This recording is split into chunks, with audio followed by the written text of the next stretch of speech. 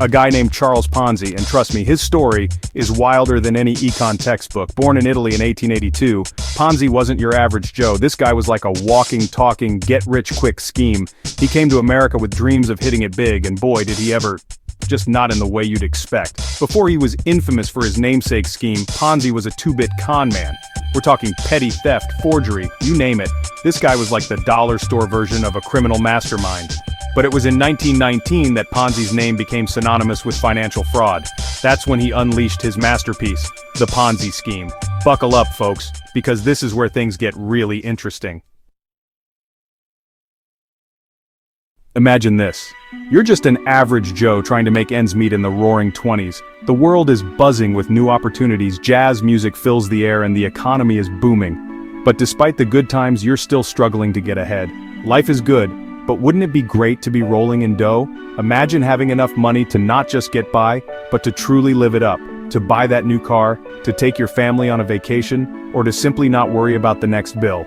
Enter Charles Ponzi, a charismatic charmer with a proposition that seemed too good to be true. He was the kind of guy who could sell ice to an Eskimo with a smile that could light up a room and a confidence that made you believe in the impossible. And spoiler alert, it was. Ponzi's pitch was simple yet incredibly enticing. Invest with me, and I'll double your money in 90 days. That's right, folks. A 100% return on your investment in just 3 months. It was a promise that seemed to defy the laws of finance and common sense. Imagine hearing that in a time when the stock market was the Wild West, and fortunes were made and lost overnight. The idea of doubling your money in such a short time was irresistible. It was the kind of deal that made you want to empty your piggy bank and throw in your grandma's dentures for good measure. People were desperate for a piece of the action, willing to risk it all for the promise of quick riches. The secret sauce? International reply coupons of all things. These little pieces of paper were used to prepay postage for international mail, a mundane item that Ponzi turned into a golden ticket. These little guys were like the Bitcoin of their time, except instead of being confusing and volatile, they were just confusing. Ponzi claimed he could buy these coupons cheap overseas and resell them in the US for a massive profit. Ponzi claimed he could buy these coupons cheap overseas and resell them in the US for a massive profit. He painted a picture of a flawless system where the only direction was up and the profits were endless. Now, any sane person would have laughed Ponzi out of the room. The idea was preposterous and the logistics were mind-boggling. But Ponzi had a way with words and a knack for making the impossible seem plausible. But remember, this was the Roaring 20s, a time of unbridled optimism and questionable financial decisions. People were riding high on the wave of economic prosperity, and skepticism was in short supply. People were practically throwing money at him. They saw Ponzi as a financial wizard, a man who had cracked the code to endless wealth. The allure of easy money was too strong to resist, and they flocked to him in droves, eager to invest their hard-earned cash. Investors lined up, handing over their savings, their trust, and their dreams. They believed in Ponzi's promises, convinced that they were on the brink of financial freedom. Ponzi's office became a hub of activity, buzzing with excitement and anticipation. The money poured in, and for a while it seemed like Ponzi could do no wrong. He paid out early investors with the funds from new ones, creating an illusion of success. The newspapers sang his praises, and word of mouth spread like wildfire. Ponzi was the man of the hour, a beacon of hope in a world where financial security was a rare commodity. But not everyone was convinced.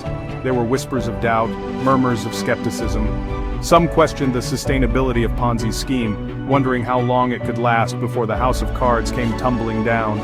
And as history would later reveal, those doubts were well-founded. Ponzi's promises of unbelievable returns were built on a foundation of deception and greed, a ticking time bomb waiting to explode. But for a brief shining moment, Charles Ponzi captured the imagination of a generation, offering a tantalizing glimpse of a world where dreams of wealth could come true with just a little bit of faith and a whole lot of risk. Alright, let's break down this whole international reply coupon thing because frankly it's more boring than watching paint dry. But stick with me because understanding this is key to grasping how Ponzi's scheme worked and why it ultimately failed.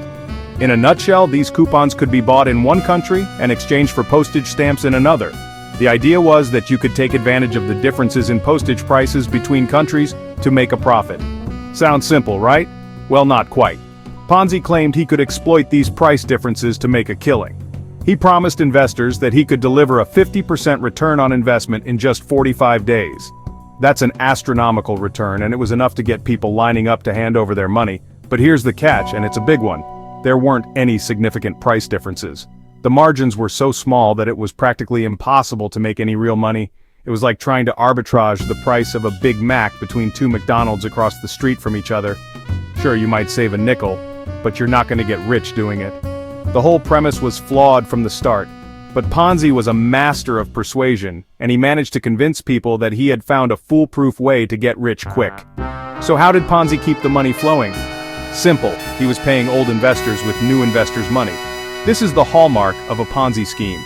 As long as new money kept coming in, he could keep up the illusion that his investment strategy was working. It was a classic pyramid scheme disguised as a sophisticated financial operation. Ponzi was essentially robbing Peter to pay Paul, and as long as Peter kept showing up with more money, everything seemed fine. But like all pyramid schemes, Ponzi's was destined to crumble. The problem with this kind of scheme is that it relies on an ever-increasing number of new investors to keep it afloat. Eventually, you run out of new people to bring in, and the whole thing collapses. As long as new money kept pouring in, the whole house of cards could stay upright. Ponzi was able to keep the scheme going for a while because he was incredibly charismatic and persuasive.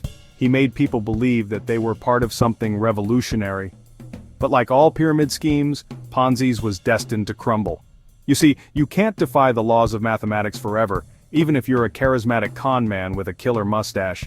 Eventually, the supply of new investors dries up and the whole thing collapses like a cheap lawn chair. Ponzi's downfall was inevitable. Once people started to realize that they weren't getting their promised returns, the panic set in. Investors began demanding their money back, and Ponzi simply didn't have enough funds to cover all the withdrawals. Eventually, the authorities caught wind of what was happening, and Ponzi was arrested. His scheme had defrauded thousands of people and caused financial ruin for many. It's a cautionary tale about the dangers of get-rich-quick schemes and the importance of doing your due diligence before investing your hard-earned money. So the next time someone promises you a guaranteed high return on investment with little to no risk, remember the story of Charles Ponzi. If it sounds too good to be true, it probably is. Always be skeptical, and make sure to thoroughly research any investment opportunity before diving in. In the end, Ponzi's scheme serves as a powerful reminder that there are no shortcuts to wealth. True financial success requires careful planning, smart investing, and a healthy dose of skepticism. Don't let the allure of easy money cloud your judgment. Stay informed, stay vigilant, and always be on the lookout for red flags. And that's how the Ponzi scheme worked, and ultimately failed. It's a fascinating chapter in financial history that continues to offer valuable lessons for investors today. Thanks for watching, and remember to stay smart with your money. Section 4. Victims and Victors, the human cost of Ponzi's greed. The story of Charles Ponzi is not just about a man who deceived thousands, it's about the real people who suffered because of his greed. These were ordinary folks, many of whom had worked hard all their lives only to see their dreams shattered in an instant. While Ponzi was living the high life, buying fancy cars, and indulging in the finest luxuries money could buy, his investors were facing a harsh reality.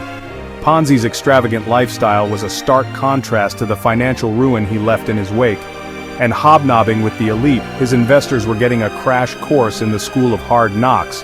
They were reading about their losses in the newspapers, feeling the weight of their financial decisions bearing down on them.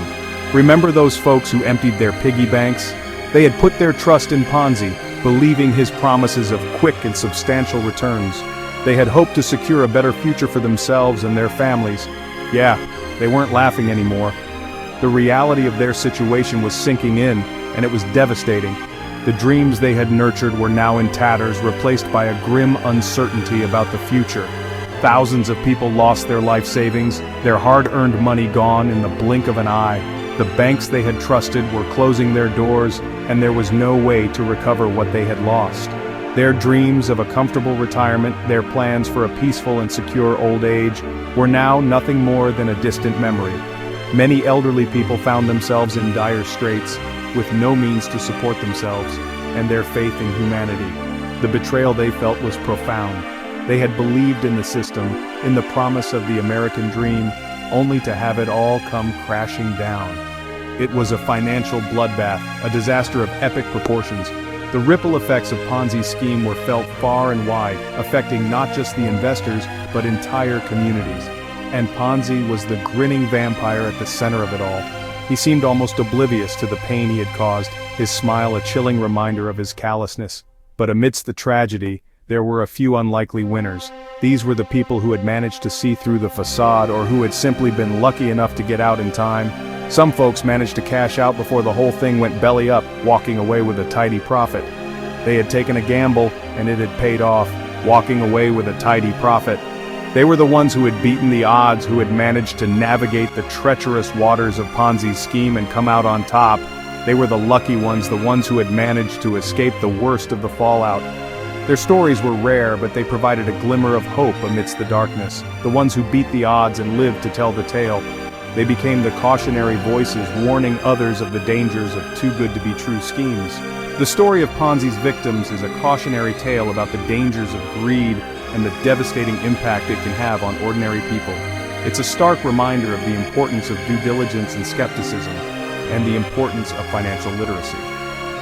Understanding how money works and being able to spot red flags can make all the difference in protecting oneself from fraud. It's a reminder that if something sounds too good to be true, it probably is. In the end, the best defense against schemes like Ponzi's is knowledge and vigilance. Section 5. Cracks in the facade, the beginning of the end for Ponzi's empire. Now you might be thinking, how did this guy get away with this for so long? And it's a fair question. Ponzi was a master manipulator, but even the best con artists make mistakes. The cracks started to show when people got suspicious of Ponzi's lavish lifestyle. I mean, when the guy who promised to make you rich is driving around in a gold-plated Rolls-Royce, you start to wonder where all that money is coming from. Then, the pesky press got involved. Journalists, those intrepid seekers of truth, started sniffing around Ponzi's operation. And let's just say they didn't find what they were hoping for. It turned out that Ponzi wasn't a financial wizard. He was a financial fraudster. His international reply coupon scheme was about as legitimate as a $3 bill. The jig was up, and Ponzi's days of fleecing the public were numbered.